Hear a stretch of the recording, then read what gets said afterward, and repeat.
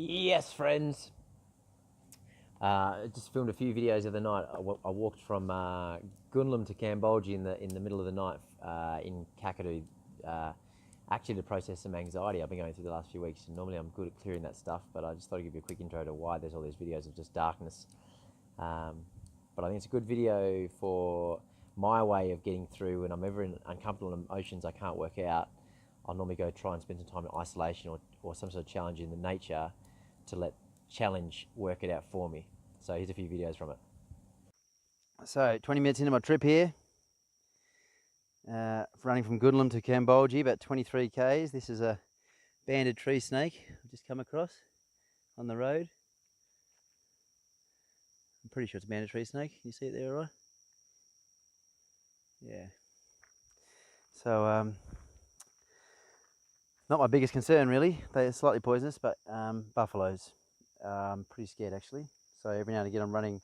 I hear the Canadians say they run when they're walking through the bush. They make lots of loud noises and clap their hands a lot. So I've been doing that every 100 meters or so. Anyway, I still got music in my ear, so I won't hear anything when it comes anyway. Yes, so once we get to the next checkpoint, I'll have a yarn to you about why I'm doing this, I suppose. Yes, good evening. Just wandering down the old path here. So I'm about halfway from Gunlom to Kambolgie. So it's 22 k's. So I'm 11 k's in. It's taken me an hour and a half to get here, so I'm obviously running a pretty slow pace. And the only real worry, I've run across a couple of snakes, but the only real worry is buffaloes actually. I don't really want to come across a buffalo here. So I'm constantly running and looking at trees around to see if I can hide behind one in case I get jumped. But the point I want to get to in the video is, why the fuck would I do this walk right now? So there's two reasons. I'm just checking in front of me all the time, make sure that I'm following the path. So two reasons. One is I wrote down a goal to do 100 k's self-sufficient, and what I was thinking in my mind was to do the old Jim road, which is 90 k's through Kakadu, which is about 100 k's, probably do me. But I just carry all my own water and food and stuff. So I guess 20 k's a day, about 4 or 5 days. Depends how much I carry and how much I can handle. But the other reason is the last few weeks I've been going through a funny sort of state of anxiety, a very subtle anxiety in the base of my guts. And normally I'm very good at diagnosing and clearing that stuff, but have been struggling with it. And anxiety and stress puts me in a shitty mood, so I've been grumpy and not much energy. And so this is my way, always doing something like this is my way of clearing those sorts of anxieties and things. So normally I'll go out in the bush and sit on my own, and normally fast without food. Normally no phone reception, and maybe one book or something in a journal. The reason being is that I get away from distractions, because I find that when I've got distractions at the household, I'll watch YouTube, or I'll even reading personal development books, but I'll read it, a few pages, but not really take it in, because I'm busy stressing and not really thinking about what I need to do. Where if I go sit on my own and I'm stuck in my boredom and stuck in the lack of things that can take away, I can distract my attention, I'm forced to get into the uncomfortable emotion. So to be fair, this run isn't really doing it, because I'm constantly on edge about fucking buffaloes the whole time. So I haven't really been processing much stuff, but I'm listening to audio books, and I think just going through something that, 5 k's in, you're like, fuck, I'm pretty ready to finish now.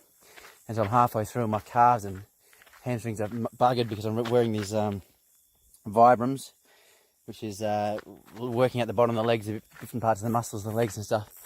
So I'm feeling the burn, but anyway, I think it's good to go into those, consciously go into shit that you don't want to be in, especially something like this, where now I'm in the middle of the night, so if I want to give up, I just got to sit in the side of the road, and the guys I'm camping with, Mel, will come back and pick me up eventually, if I don't show up by 1 o'clock probably. But if I didn't have that, then I just have to wait inside the road until morning, until cars come past, and then hitchhike.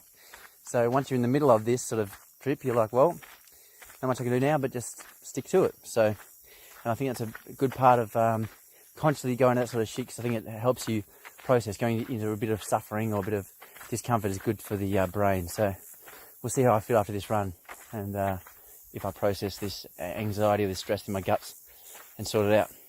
See you, dudes. Snake number 2. Don't actually know what this is. Python of some sort. Maybe a carpet python. But no, I'm presuming it's a python because there's lots of scales on its back. Yeah, lots of scales.